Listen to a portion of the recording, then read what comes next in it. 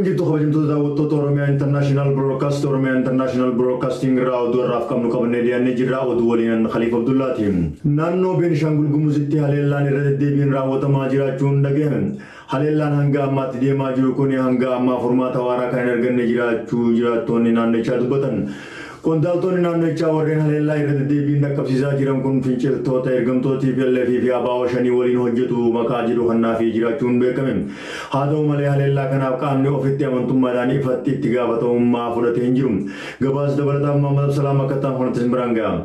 Naannoo Beenishaangul Gumuzitti haleellaan irra deddeebiin raawwataa jira. Garuu ammallee furmaata waaraa hin argine. Qondaaltonni naannichaa warreen haleellaa irraa deddeebiin qaqqabsiisan finciltoota ergamtoota TPLF fi abaa'oo shanee waliin hojjetu jedhanii maqaa kennuuf. Haa ta'u malee haleellaa kanaaf qaamni achii as bahee ifatti itti gaafatamummaa fudhatee hin jiru. Jiraataan magaalaa bulaan kan ta'e sodaa nageenyaatiif maqaan isaa akka dhahamu hin barbaanne naannoo kanatti gareen fincilaa iddoo biraa irraa dhufee haleellaa raawwatu hin jiru jedha. Akkasumas poolisiin nu waliin jiraatan hidhattootaa fi hojjettoota eegumsaati kana kan raawwatanii jechuun dubbata. Kanaaf ammoo haleellaa dhihoo kana ganda Anzaabaa jedhamu keessatti raawwate akka fakkeenyaatti kaasa. Yeroos haleellaa kana raawwachuun warreen qabaman keessaa tokko bulchaa itti aanaa ganda sanaa tahee argame. Ifiisaayyuu namoota 5 ajjeesuu amanee jira jechuun hooggantoonni naannichaa wal dhibdee irratti hirmaachuu himan. Torbee dabre komaandi poostiin nageenya naannicha eeguuf hundaa'e raawwii hojii ji'a 4 yoo gamaaggamu godina Matakkalitti du'aa fi buqqaatiin uumameef sababa kan tahan hidhamtoonni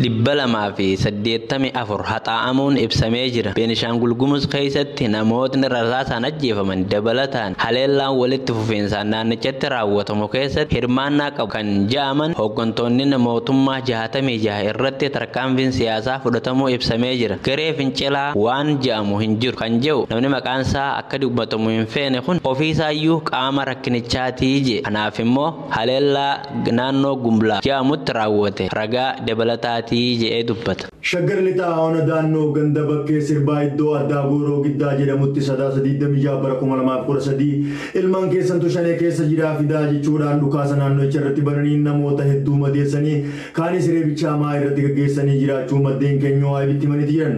Dabalata gabaasa kanaatiif Darartuu Shaamii akka ta'an Simraan geessi.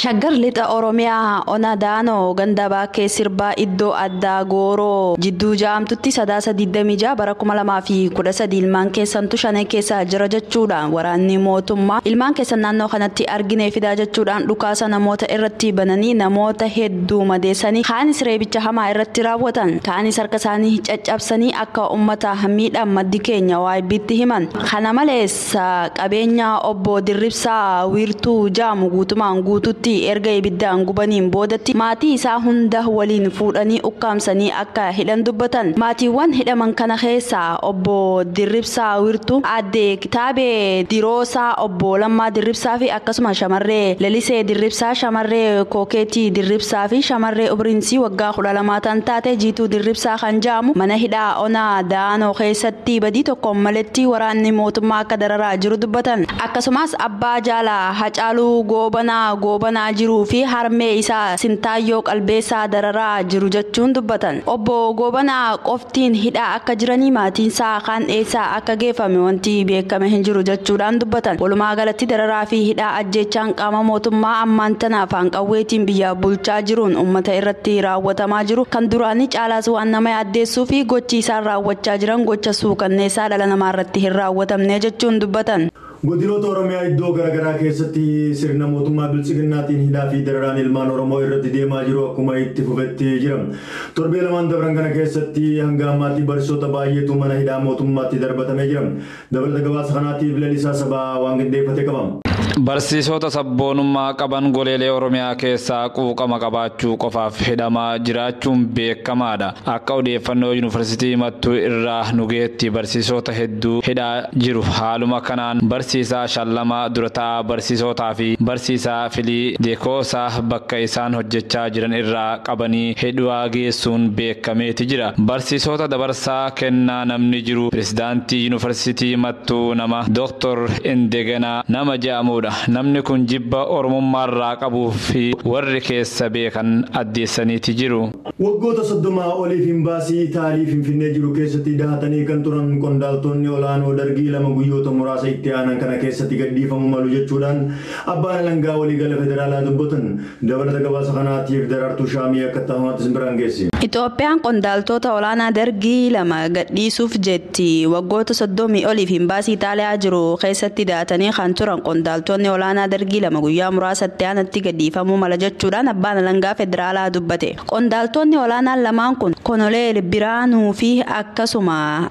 Jeneraal Addis Taaddalaa mootummaa dargii kufuu hordofee imbaasii Itaalii Finfinnee jiru kola hangalanidha. Konoleel Biraanuu yeroo sanitti ministeera haajaa alaa kan turan yoo ta'u akkasuma Jeneraal Taaddalaan ammoo shuumii waliigala waraanaa turan. Bara 1990 akka daawii Finfinnee to'achuun guyyaa tokkoon dura imbaasii Itaaliyaa Finfinnee jirutti kan kola galan qondaaltonni olaanaan 4 tura. Isaan keessaayis abbaa alangaa waliigalaa federaalaa Itoophiyaa obbo Awwal Sultaan akka BBCtti himanitti qondaaltonni kun amma dura murtee du'aa itti murtaawee turee jira. Gaafii abbaa alangaa waliigalaa dhiyeessan keessa pirezidaantii Itoophiyaa Saalawarq Zawudee murtii du'aa qondaaltota lamaan gara hidhaa umrii guutuutti gad xiqqeessineera jedhan. Murtee du'aa kana irrattis murtee wayitaangoonni mootummaa dargii turan yakka raawwatan kan jirudha. Obbo Awwal akka jaanitti imbaasii Itaalii namoonni lamaan waggoota 30 oli mirga socho'uu isaanii daanga'ee turuu isaanii sirrii akka hin taane eeruun abbaan alangaa waliigalaa akka gadhiifaman gaafii dhiyeesse. Imbaasichinis waggoota kana mara deeggarsa homaatuu gochuu fi akka hin turree fi aangaa'onni lamaan deeggarsa maatii isaanii turuu beeksisan. Umrii waan dulloomanii fi akkasumas fayyaan isaanii haala gaariirra waan hin jirreef osoo gadhiifamanii jedha. Imbaasichi gaafii dhiyeessee jedha obbo Awwal. Boordiin dhiifamaa fi araara abbaan alangaa waliigalaas dhimma isaanii erga qorateen booda murtee du'aa gara hidhaa umrii guutuutti akka xiqqaatuuf duree biyyattii gaafii dhiyeessanii mirkaneesseeraa jira. Taasisuudhaanis qondaaltonni kanneen bifa hidhaa fakkaatu waggoota 30 oliif waan turaniif hidhaa umrii guutuu irraa shalagameef akka gadhiifaman mana murtii gaafii ni dhiyaataa jira. Manni murtii dhimmicha ilaalee akka bahan yoo murteesse guyyoota muraasatti aananitti akka bahan taasifamuu jira obbo Awwal. Loltoonni adaawaa Finfinnee qabachuuf torbee tokko yoo gaafu pirezidaantii yeroos Mangistuu Hayilamaariyaam aangoo fi biyya gadhiisanii Zimbaaweetti baqatanii turan. Kana hordofee ture qondaaltonni olaanaan kanneen imbaasii Itaaliyaa kan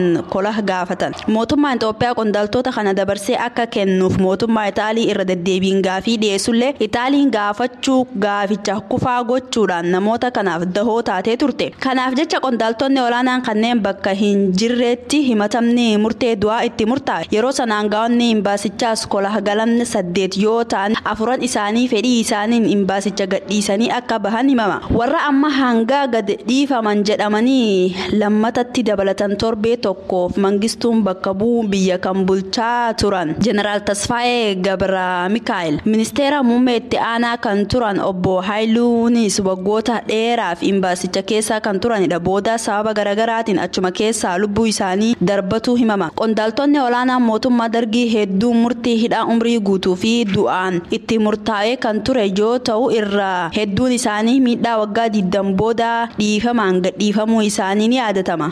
Gamooduu biyya alaatiin mootummaan Ameerikaa talaallii COVID-19 dhaabbata Moderna jedhamuun hojjetameef faayidaa irraa akka oolu hayyama kennitee jirti.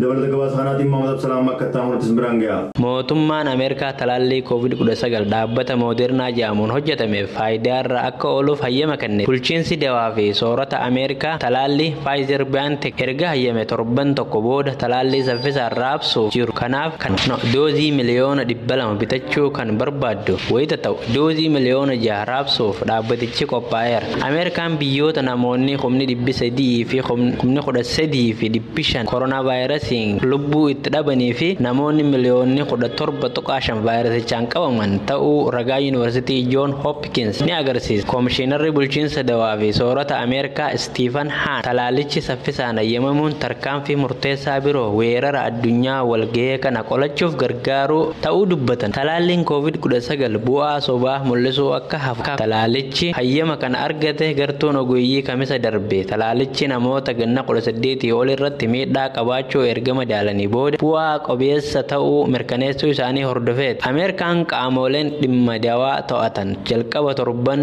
kanaatti talaalliin Moderna harka 94 milkaa'aa fi miidhaa hamaa kan hin hordofsiifne ta'uu beeksisanii jira. Pirezidaantiin Ameerikaa Doonaald Tiraamp toora tiwiitarii isaanii irratti talaalichi deeggarsa harka caalmaa argachuun heeyyamamuu fi raabsuun hatattamaan akka eegalamullee barreessan. Tiwiitara gubbaatti baga gammaddan talaallii Moderna amma argachuu dandeessuu jedhanii dubbatan Tiraamp pirezidaantiin Ameerikaa haaraa filaman Joo Baayiden wiixata dhufu talaalamuuf kan jiran wayita ta'uu talaalliin Modernaa fi Pfizer abdiin fuuldura keenya jiraachuu nuuf mirkaneessaa jedhanii dubbachaa jiru. Ta'us ammallee COVID-19 goolabamnee jedhan itti dabaluun talaalichi oomishuu fi raabsuudhaaf lammiilee Ameerikaa miliyoona dhibbaan lakkaa'aman biraan gahuun rakkisaadhaa jedha. Talaallii Modernaa geejjibu bakka diilallaa digirii 20 ta'e kan barbaaddu yoo ta'u kun diilallaa kottallees yookaan qabbanaa'aa firiijiin idilee qabutti ni dhiyaata. Talaalliin Pfizer garuu geejjibuuf diilallaa digirii 75 barbaachisa. Akkasumallee haalli loojistikii geejjibaaf barbaachisu caalatti rakkisaadhaa jedhan. Talaalliin Modernaa harki caalaan Cambridge Massachusetts keessatti oomishamaa jedhameera. Talaalliin Pfizer BioNTech garuu biyyoota hedduu keessatti kan oomishamu yoo ta'u Jarmanii fi Beeljiyeem biyyoota kana keessatti argamu. Kanaadaan doozii miliyoona 56 barbaaddu keessaa doozii miliyoona 2 amma ji'a bitooteessaa bara 2021 argachuuf karoorsitee jirti. Yukreen ammoo talaallii Modernaa doozii miliyoona 7 fudhachuuf ajajattee jirti. Gamtaan Awurooppaa doozii miliyoona 8 bituuf ji'a darbe waliigaluu ni yaadatama. Akkasumallee Jaappaan doozii miliyoona 50, Kooriyaan kibbaa doozii miliyoona 20 fi Siwiizerlaand immoo doozii miliyoona 7.5 biyyoota bitachuuf ajajatan ta'uu Oregon University Duke kan agarsiisudha. Ameerikaan immoo amma ji'a eebilaa bara 2021tti namoota miliyoona 100 talaallicha qaqqabsiisuuf karoorsuu beeksiftee jirti. Tolega hojjetoota daawwattoota keenya oduun irraaf qabannee isiniif dhiyeessine kanan gammaatti isin biraan gahaa ture kana fakkaata qopheessee dhiyeessuudhaan kan isin biraan gahaa ture Khalifa Abdullaati oduu teenyatti aantuun hanga walitti deemnutti nagaan nu tura.